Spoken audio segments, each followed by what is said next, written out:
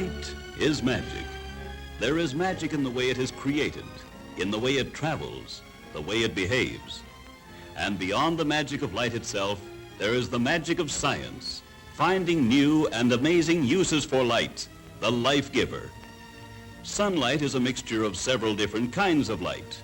Most familiar is the visible light, the kind of light we see and see by. Then, as modern sun worshippers know, sunshine contains an invisible form of light called ultraviolet. Ultraviolet light produces tan skins and those healthy little things called vitamins. Science has learned how to produce this invisible form of light artificially.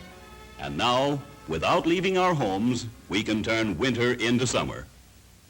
The scientific ultraviolet light generator is arranged to remove all of the visible light and project a strong beam of invisible black magic light. One of the most amazing things about ultraviolet light is its ability to help us see things which by ordinary light are impossible to see. The radiations of pure ultraviolet light produce a strange effect called fluorescence. Fluorescence is a glow such as is found in the figures of an illuminated clock dial. Many different chemicals respond to the radiations of ultraviolet light. Different chemicals seem to respond with a different glow. This fluorescent effect makes it possible to read many secret or hidden messages. The ink with which the hidden message is written seems to glow under the magic rays. By the same principle on altered documents, erasures and changes may be brought out so that the attempted alteration is clearly visible.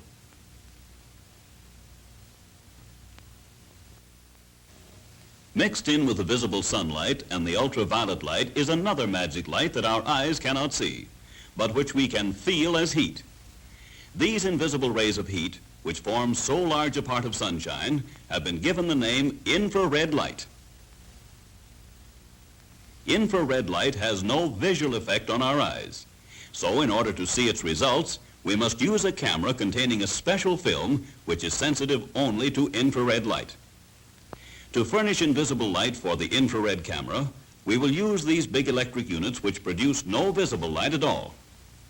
And now, for the first time on the motion picture screen, we are going to see a picture made entirely by infrared light in a dark room. There go the lights. And here is the picture taken by the infrared camera. And remember, to the eye, this girl is in total darkness. Infrared light is very penetrating in its effect. With it, for example, we can even take the young lady's picture while she's hiding behind a screen coated with rubber.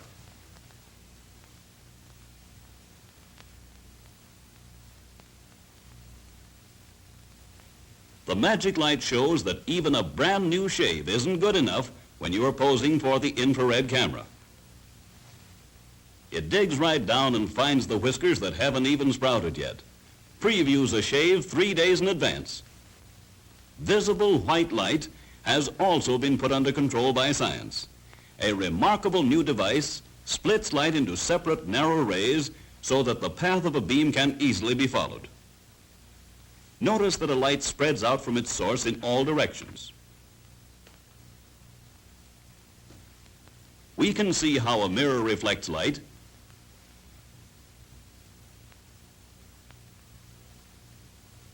how a prism bends the rays in different directions,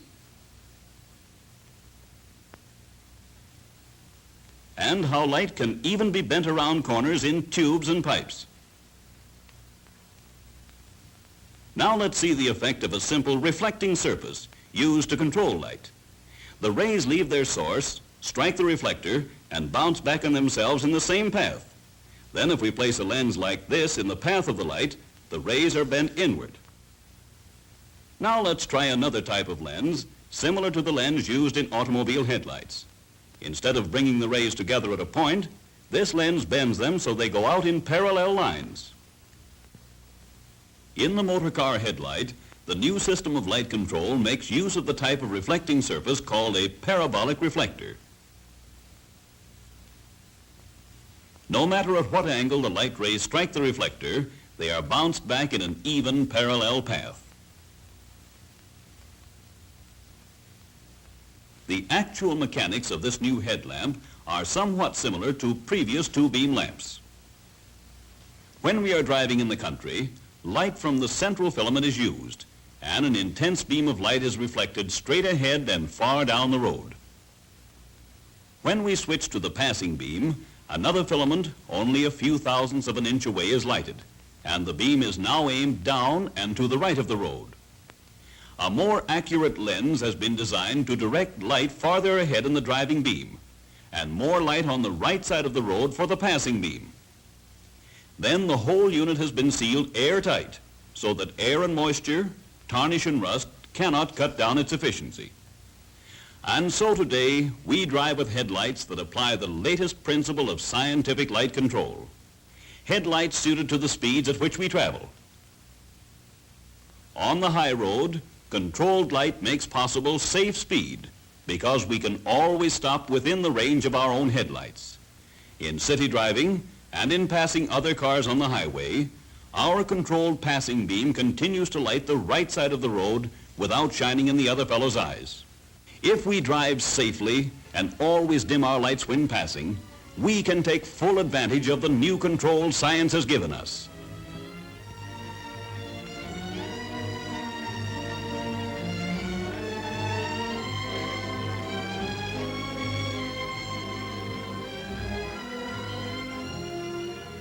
And in the laboratories of today, science is working on the light of tomorrow, seeking still more numerous ways of using it to make life for all of us better and safer.